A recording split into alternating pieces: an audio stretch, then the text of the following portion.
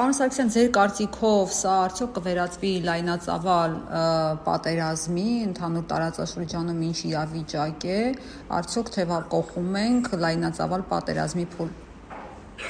Դե մի քիչ դժվար է այս բանը ինչ-որ կանխատեսումներ անել, հանգամանքը, որ Նետանյահուն հայտարարեց, որ պետք է պատրաստվել երկարաժամկետ պատերազմի, եւ որ պատերազմի երկարաժամկետ է ներում, կարծում պետք է ուշադրություն դարձնել այս հայտարարությանը։ Իհարկե Իրանի ու Իսրայելի հարաբերությունները միշտ էլ արված են եղել, բայց սա կարծում եմ էսկալացիայի ամենաբարձր փուլն է, ամենաբարձր իրավիճակն է էսկալացիոն տեսանկյունից եւ կարծես թե կրկերը չեն հանդարտվում, մանավանդ որ Իրանը հայտարարեց, որ Միացյալ Նահանգների հետ չի շարունակելու բանակցությունները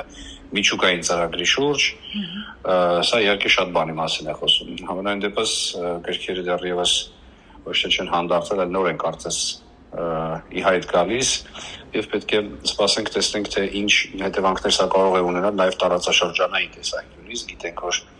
տարբեր պետություններ արդեն իսկ օդային տարածքներն են փակել, տարբեր պետություններ արդեն իսկ իրենց ավիացիոն ուժերն են օգտագործել երրորդ երկրների կողմից արձակված դրոնները կանխարգելու, դրոնների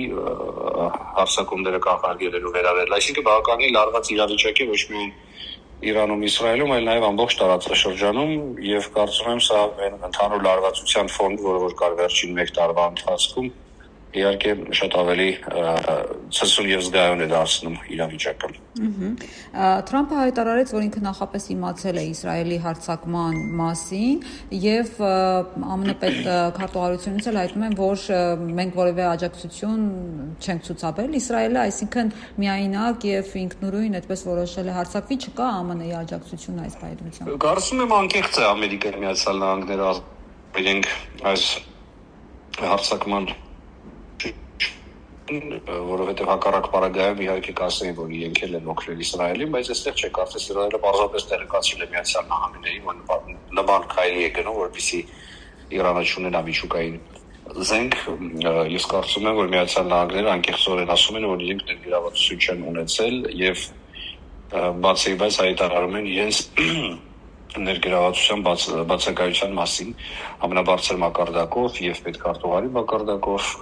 եւ իհարկե այլ մակարդակներում նման հայտարարություններ եւս կլինեն։ Առաջիկայում ամեն դեպքում ԱՄՆ-ն կներքաշվի պատերազմի մեջ, հաշվի առնելով, որ ոնց հասկանում ենք, քանի որ ոչ միայն ռազմական գլխավոր շտաբի բերնախավին են վերացրել, այլև ֆիզիկոսների արդեն 6 գիտական ներուժն են, այսպես ասած,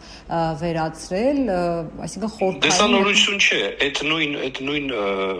նույն գիտնականներին բարբերաբար նման գործողություններ նրանց դեմ իրականացվել է, նույն Իրանի ռազմաքաղաքական ղեկավարության դեմ գործողություններ իրականացվել են, այսինքն սա ինչ-որ նոր երևույթ չէ, նոր բանի մասին չենք խոսում, ինչ վերաբերում է Միացյալ Նահանգների հնարավոր ներգրավվածությանը, կարծում եմ, որ Միացյալ Նահանգները զորքով մասնակցության տեսանկյունից այդպիսի ներգրավվածություն չի ունենա, կարծում եմ միգուցե Իսրայելին աջակցի ֆինանսապես, զենքով, զինամթերքով, ռազմամթերքով, բայց կարծում եմ ամերիկացի զինվորներ Իսրայելի համար չեն գնալու պատերազմի մեջ ներքաշվեն Իրանի կամ ցանկացած այլ պետության դեմ։ Ես կարծում եմ, որ